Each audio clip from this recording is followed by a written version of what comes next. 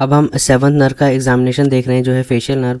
हम जानते हैं कि ये एक मिक्स्ड टाइप ऑफ नर्व होती है, तो इसमें सेंसरी और मोटर दोनों फंक्शन होंगे। तो सबसे पहले हम सेंसरी फंक्शन को किस तरीके से एग्जामिन करने वाले हैं। तो सेंसरी सिस्टम का हम टेस्ट करते हैं by test sensation on the anterior 2/3 of the टंग।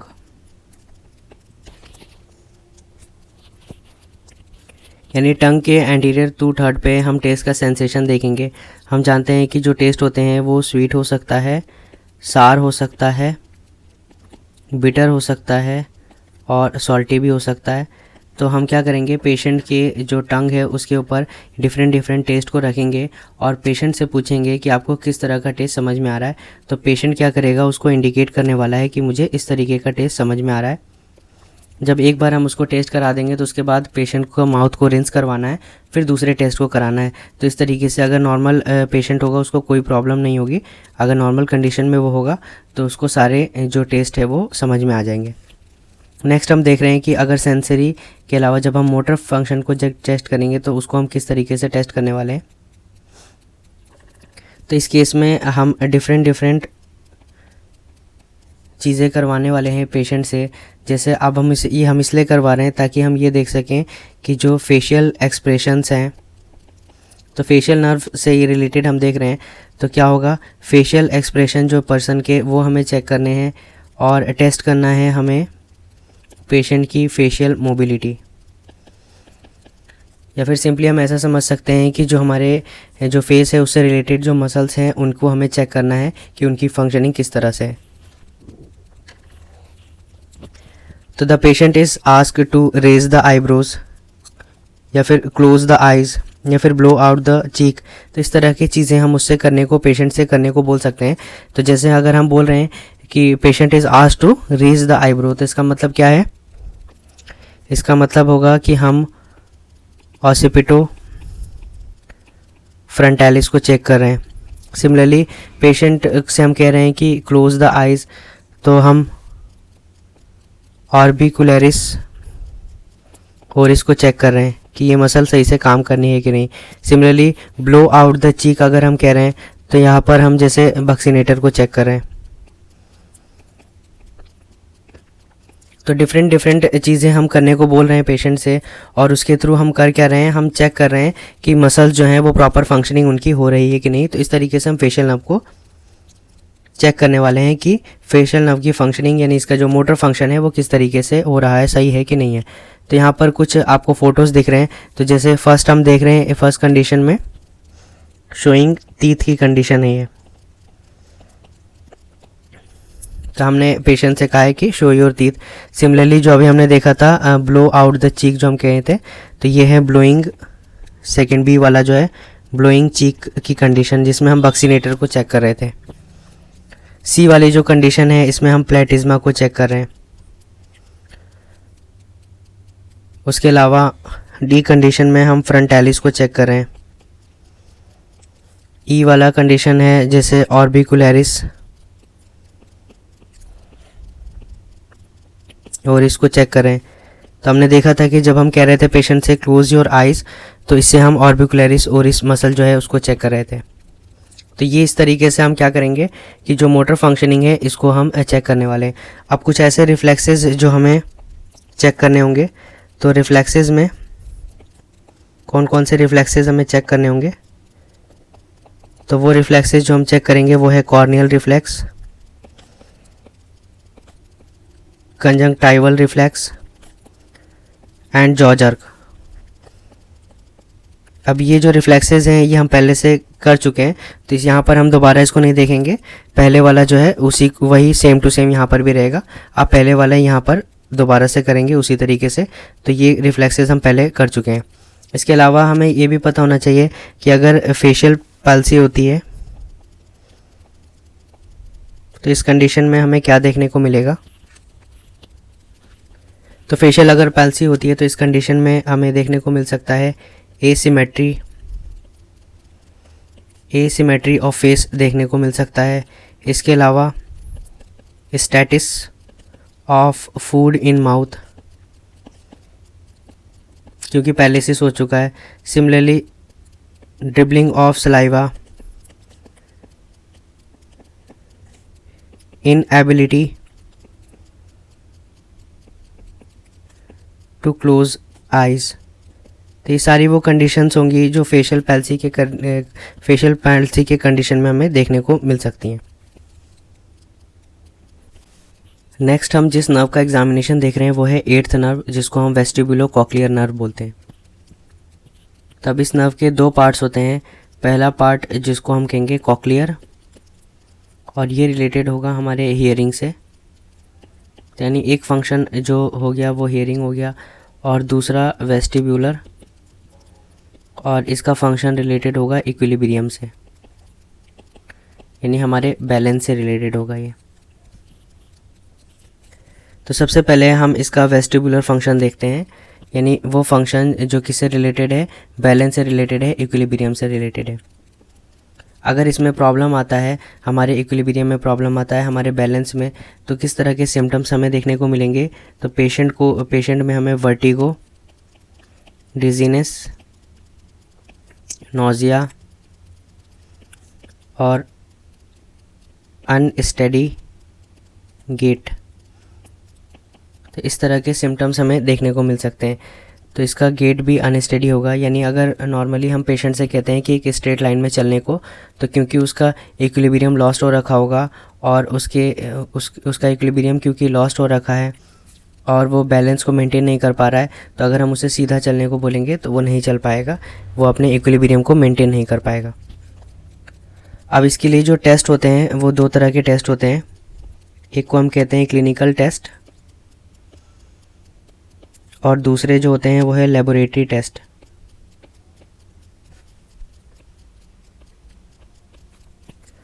अब इसकी डिटेल्स तो हमें जब देखनी होंगी जब हम ईयर का एग्जामिनेशन अच्छे से देख रहे होंगे, लेकिन अभी सिर्फ हम कुछ शॉर्ट पॉइंट्स देखकर और जो हमारे लिए अभी ज़रूरी है उसको देखकर आगे बढ़ते हैं। अब चाहे हम इसका वेस्टिबुलर फंक्शन का टेस्ट कर रहे हो या फिर हम हियरिंग से रिलेटेड टेस्ट कर रहे हो, दोनों की डिटेल्स जो है हम ईयर में देखेंगे, लेकिन अभी हम जितनी हमारे लिए ज़रूरी है, यहाँ पर इंपॉर्टेंट है, उतना देखकर हम आगे बढ़ेंगे। तो जो क्लिनिकल टेस्ट होते हैं उसके कुछ नाम हम देख लेते हैं, जैसे फिस्टुला टेस्ट इसके अंदर आता है, और रोम्बक टेस्ट, गेट एटसेट्रा, तो ये क्लिनिकल टेस्ट में आ जाते हैं। और कुछ लेबोरेटरी टेस्ट जैसे हम देखेंगे caloric test, rotation test etcetera, तो ये हमारे वेस्टिबुलर फंक्शन से रिलेटेड है। मोस्ट इंपॉर्टेंटली हमें ध्यान में रखना है कि किस तरह के सिम्टम्स आएंगे, जैसे वर्टिगो, डिजीनेस, नोजिया, गेट की प्रॉब्लम, तो ये सारे सिम्टम्स आने वाले हैं अगर वेस्टिबुलर फंक्शन में दिक्कत है। अब सेकंड हम देखेंगे वो फंक्शन जो किससे रिलेटेड है, हमारे हियरिंग से रिलेटेड है। तो अगर हमारे हियरिंग में प्रॉब्लम आती है तो क्या होगा, तो इससे रिलेटेड हम दो टेस्ट देखने वाले हैं, एक तो रिनीस टेस्ट है और एक वेबर टेस्ट है। तो यहाँ पर अगर हियरिंग में प्रॉब्लम आती है तो हम दो टेस्ट देख रहे हैं, एक रिनीस टेस्ट है और एक वेबर टेस्ट है।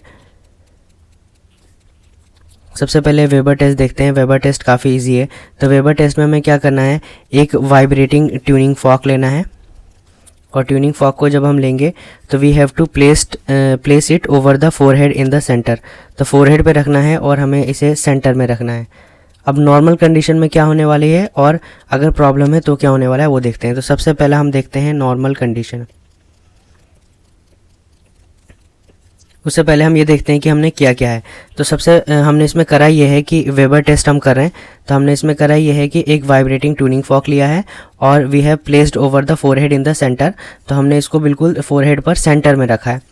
तो यहाँ पर ये जो सी वाला पोर्शन आप देख रहे हैं इसमें ये करा है। तो यहाँ पर आप देख सकते हैं कि हमने इसे सेंटर में रखा है ट्यूनिंग फॉर्क को। तो एक वाइब्रेटिंग ट्यूनिंग फॉर्क लेकर हमने सेंटर में रख लिया है। तो जब हम इसे सेंटर में रख रहे हैं तो पहली बात है नॉर्मल कंडीशन में क्या होगा। तो नॉर्मल कंडीशन में तो जो वाइब्रेशंस होंगे दीज आर हर्ड इक्वली। तो यहाँ पर राइट और लेफ्ट जो साइड है तो हमारे ईयर जो है राइट और लेफ्ट में है, तो दोनों तरफ अगर हर्ड इक्वली, दोनों तरफ अगर इक्वल हमें सुनाई दे रहा है, तो ये कौन सी कंडीशन है? ये नॉर्मल कंडीशन है। सेकंड कंडीशन, अगर हमारे हियरिंग से रिलेटेड हमें प्रॉब्लम है और जो प्रॉब्लम है वो हमारे ईयर में है, यानी ईयर रिलेटेड प्रॉब्लम है, तो उस केस में क्या होने वाला है? It will be better heard on affected side. तो जो हमारी साइड अफेक्टेड होगी उस तरफ हमें अच्छा सुनाई पड़ेगा। और अगर यही प्रॉब्लम हमारी किससे होगी? नर्व रिलेटेड होगी,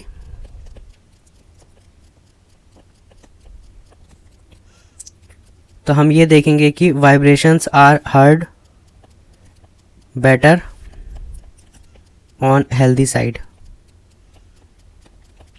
यानी जिस साइड प्रॉब्लम नहीं होगी। तो जैसे अगर हम वेबर टेस्ट कर रहे हैं तो यहाँ पर हमें क्या देखना है? नॉर्मल कंडीशन में क्या है? राइट और लेफ्ट दोनों तरफ हमें इक्वल सुनाई पड़ेगा। लेकिन अगर ईयर रिलेटेड कोई प्रॉब्लम है तो it will be better hard on affected side. तो जो हमारी अफेक्टेड साइड है, लेट से यहाँ पर हमें लेफ्ट साइड अफेक्टेड है, यानी जो हमारी हियरिंग लॉस है और हियरिंग की जो प्रॉब्लम है वो लेफ्ट साइड में है, तो अगर ईयर रिलेटेड प्रॉब्लम होगी तो यहीं पर हमें बढ़िया सुनाई देगा। लेकिन नर्व रिलेटेड कंडीशन में क्या होगा? It is heard better on healthy side. तो जो साइड हेल्दी होगी वहाँ पे हमें बढ़िया सुनाई देगा, अगर प्रॉब्लम, हियरिंग की प्रॉब्लम कहाँ पर है? नर्व रिलेटेड है। तो ये हो गया हमारा वेबर टेस्ट। इसके बाद हम देखते हैं रिनीज टेस्ट क्या होता है। तो रिनी टेस्ट में भी हमें यही वाइब्रेटिंग ट्यूनिंग फॉर्क का ही यूज़ करना है, लेकिन इसको हम किस तरीके से करते हैं?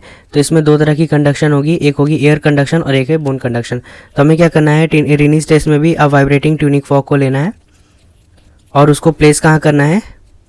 Front of ear. तो पहला हम प्लेस कर सकते हैं, we can place it in front of ear. तो यानी यहाँ पर जैसा आप ए पार्ट में देख रहे हैं कि कान के पास यहाँ पे रखा गया है, तो इसको हम क्या बोलेंगे? एयर कंडक्शन बोलेंगे। तो क्योंकि यहाँ पर जो हमें सुनाई पड़ रहा है डायरेक्टली एयर के थ्रू है, तो इसे एयर कंडक्शन बोल रहे हैं। और सेकेंडली हम इसको कहाँ प्लेस कर सकते हैं? इस वाइब्रेटिंग ट्यूनिंग फॉर्क को मैस्टॉइड बोन पर प्लेस कर सकते हैं।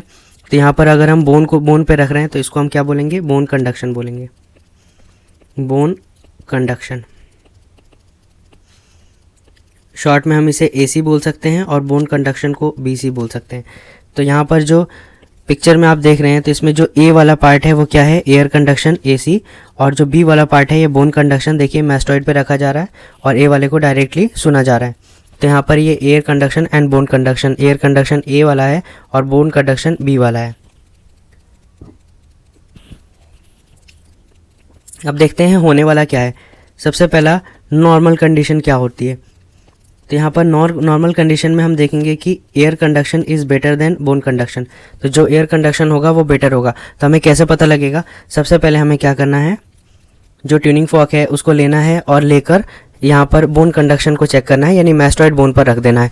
और जो भी पेशेंट है उससे कहना है कि जब आपको आवाज़ आना बंद हो जाए तो आप बता दें। तो जैसे ही पर्सन को आवाज़ आना बंद होगा उसको वहाँ से मैस्टॉइड से हटाना है और एयर कंडक्शन वाली चेक करना है, यानी फ्रंट ऑफ ईयर लेकर जाना है। अब पर्सन से पूछेंगे आवाज़ आ रही है कि नहीं, तो अगर नॉर्मल कंडीशन होगी तो उसको आवाज़ आएगी, क्योंकि एयर कंडक्शन बोन कंडक्शन से बेटर होता है। अगर हम नॉर्मल देखें तो बोन कंडक्शन जब आवाज़ आनी बंद हो जाएगी उसके बाद भी हमें एयर कंडक्शन के थ्रू आवाज़ आने वाली है। तो ये कौन सी कंडीशन है? नॉर्मल कंडीशन है। तो इस कंडीशन में क्या होने वाला है? Air conduction is better than bone conduction. अब हम देखते हैं कि अगर हमारी प्रॉब्लम जो है वो ईयर रिलेटेड है तब क्या होने वाला है। तो अगर यही प्रॉब्लम ईयर से रिलेटेड होने वाली है तो इस केस में हमारे पास में बोन कंडक्शन बढ़िया हो जाएगा एयर कंडक्शन से। और अगर यही प्रॉब्लम हमारी नर्व रिलेटेड होगी तब क्या होगा? यानी हियरिंग की प्रॉब्लम नर्व रिलेटेड अगर होगी तो इस केस में हमारे पास में air conduction is greater than bone conduction. तो यहाँ पर हमने दो टेस्ट देखे, वेबर टेस्ट और रिनीज टेस्ट। अब ये भी टेस्ट, ये दो टेस्ट ये वाले और इसके अलावा भी हेयरिंग के और टेस्ट हम करते हैं, तो उनके और डिटेल्स जो हैं जब हम ईयर का एग्जामिनेशन करेंगे तब करने वाले हैं। लेकिन यहाँ पर हमने ईजिली देख लिया है समझने के लिए कि हम किस तरीके से वेबर और रिनी टेस्ट करते हैं। तो ये टेस्ट हमारे रिलेटेड थे 8th नर्व से, जिसको वेस्टिबुलोकोक्लियर नर्व कहते हैं, जिसमें हमने एक तो वेस्टिबुलर फंक्शन देखा और दूसरा देखा हियरिंग। नेक्स्ट जो है 9th 10th और 11th नर्व को हम एक साथ में एग्जामिन करने वाले हैं। तो सबसे पहले हम इसमें क्रेनियल नंबर 9th की बात कर रहे हैं और इसका जो नाम है वो है ग्लॉसोफेरेंजियल।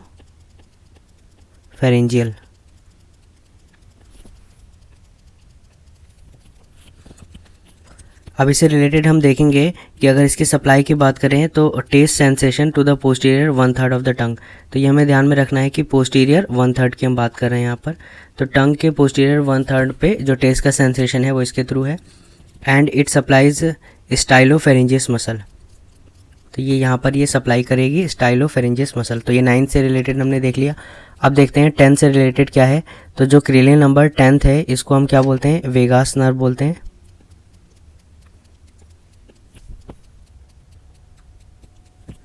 अब इसका एक मोटर फंक्शन है, that is motor for soft palate, pharynx and लैरिंग्स।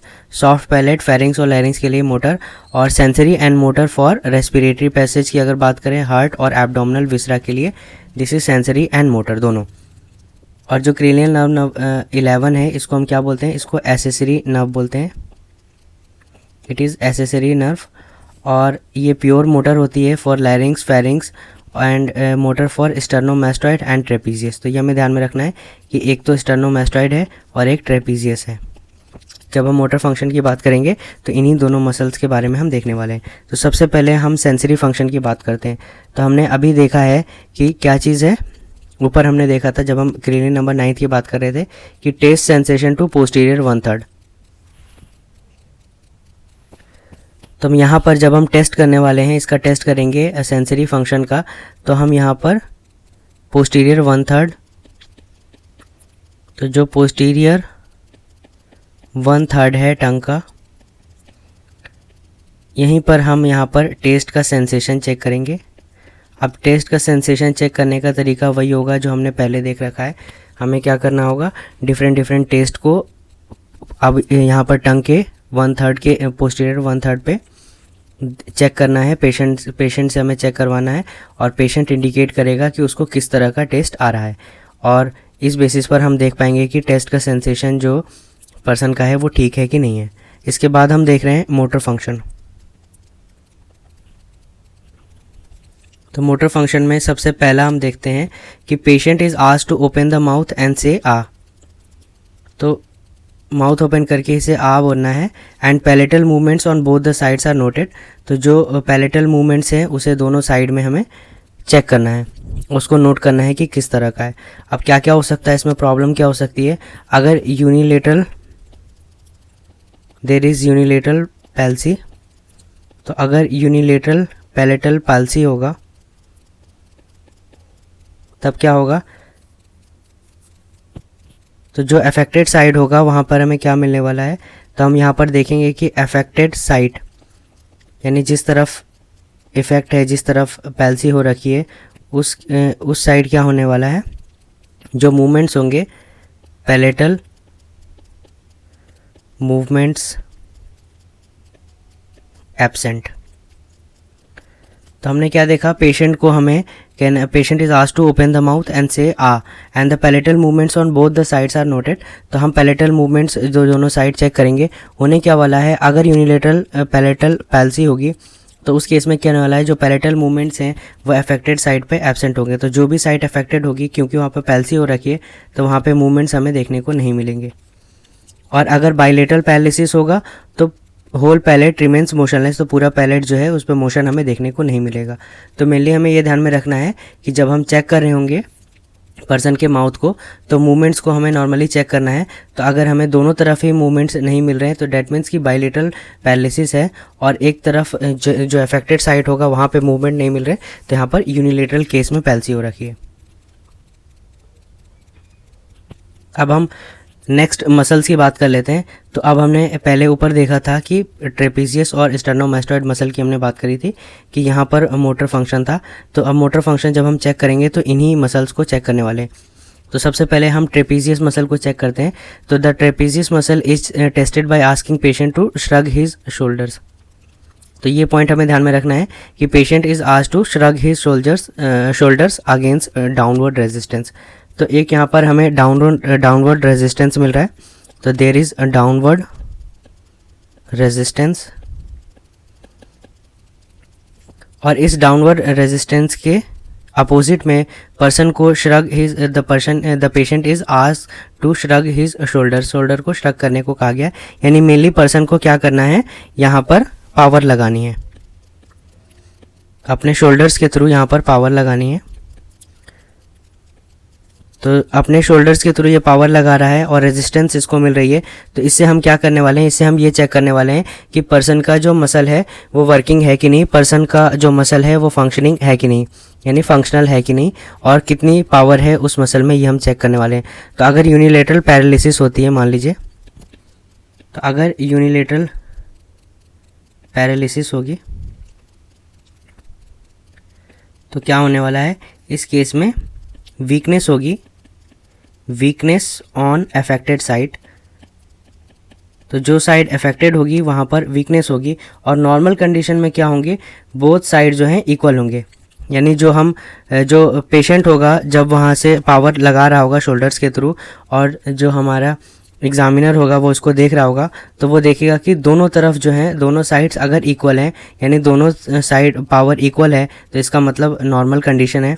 अगर यूनिलेटरल पैरालिसिस की कंडीशन होगी तो उस केस में क्या होगा, वीकनेस होगी, एक अफेक्टेड साइड जो होगा वहाँ पर वीक मूवमेंट्स और वीक पावर मिलेगी, और दूसरी तरफ पावर ज़्यादा मिलेगी। तो इससे हमें ट्रेपीजियस मसल का पता लगेगा। और थर्ड हम देख रहे हैं, sternomastoid muscle is tested by asking the patient to rotate the chin to the opposite side. जैसा आप यहाँ पर पिक्चर में देख सकते हैं, तो यहाँ पर हम कौन सा मसल चेक कर रहे होंगे, यहाँ पर स्टर्नोमैस्टॉइड मसल चेक कर रहे होंगे। और हमें कैसे चेक करना है, the patient is asked to rotate the chin to the opposite side. Chin को अपोजिट साइड जो है रोटेट करने के लिए बोला जाएगा पेशेंट से कि अपने चिन को दूसरी तरफ रोटेट करें। अगर इस केस में यूनिलेटरल पैरालिसिस होगी तो जो चिन होगी वो अफेक्टेड साइड पे डेविएट हो जाएगी, और अगर हम रोटेशन के लिए कहेंगे अपोजिट साइड पे तो पर्सन रोटेशन नहीं कर पाएगा, रोटेशन करने में उसको प्रॉब्लम होगी। तो इससे हमें स्टर्नोमैस्टॉइड मसल के बारे में पता लगेगा।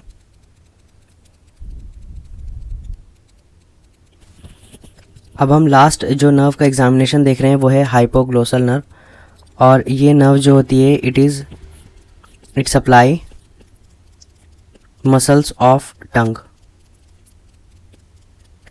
It supply muscles of tongue.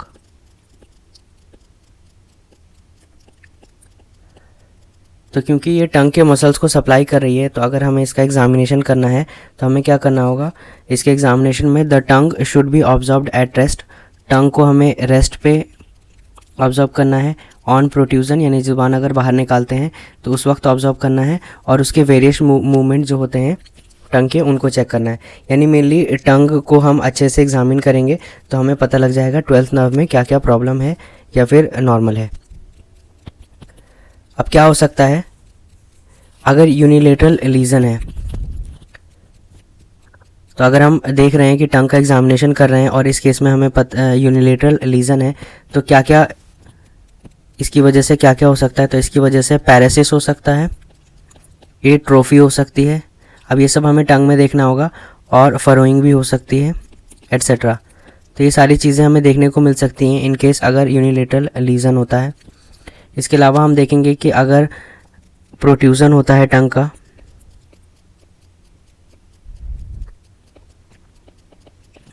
यानी अगर हम टंग को बाहर निकालते हैं, जीभ बाहर निकालते हैं, यानी ऑन प्रोट्यूजन हम क्या देखेंगे, टंग डेविएट्स टू पैरालाइज्ड साइड। तो अगर किसी तरफ पैरालिसिस हो रखी है तो उस वक्त उस तरफ क्या होगा, टंग का डेविएशन हो जाएगा। तो अगर यूनिलेटरल लीजन है, पैरालिसिस एक तरफ हो रखी है, तो अगर हम प्रोट्यूट करते हैं टंग को तो टंग जो है डेविएट कर जाएगी एक तरफ। इसके अलावा क्या हो सकता है, ये भी हो सकता है कि टंग का बाइलेटरल वीकनेस हो, यानी दोनों तरफ से टंग जो है दोनों साइड से वीक हो। इस केस में हमें कुछ कंडीशंस देखने को मिल सकती हैं, जैसे डिस्फेजिया। अब ये डिस्फेजिया क्या है, it is difficulty in swallowing.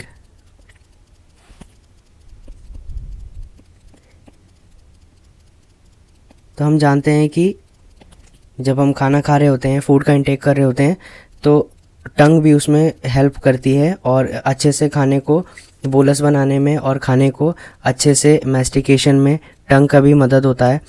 तो अगर डिस्फेजिया है तो इस केस में अगर हम क्या होता है, बायलेटरल वीकनेस होती है तो हमें डिफ़िकल्टी इन स्वॉलोइंग, स्वॉलो करने में डिफ़िकल्टी होगी। इसके अलावा हमें डिस्निया भी देखने को मिल सकता है, क्योंकि अगर वीकनेस है हमारे टंग में तो क्या होने वाली है, टंग जो है, टंग फॉल बैक करेगी, पीछे की तरफ जाएगी और इस केस में क्या हो सकता है, ऑब्स्ट्रक्शन कॉज करेगी। तो हमें डिस्निया भी देखने को मिल सकता है। उसके अलावा डिसआर्थरिया भी देखने को मिल सकता है। तो हम जानते हैं कि टंग जो है स्पीच में भी इन्वॉल्व होती है, तो इस वजह से हमारे स्पीच में भी प्रॉब्लम आने वाली है, जिसको हम डिसआर्थरिया बोलेंगे। तो ये चीज़ें हमने देखी 12th नर्व से रिलेटेड। अगर यूनिलेटरल लीजन है तो पैरेसिस, एट्रोफी, फरोइंग देखने को मिल सकता है। अगर प्रोट्रूड करते हैं टंग को तो टंग एक तरफ डेविएट हो जाएगी। बायलेटरल वीकनेस के केस में हमें डिस्फेजिया, डिस्निया और डिसआर्थरिया भी देखने को मिल सकता है।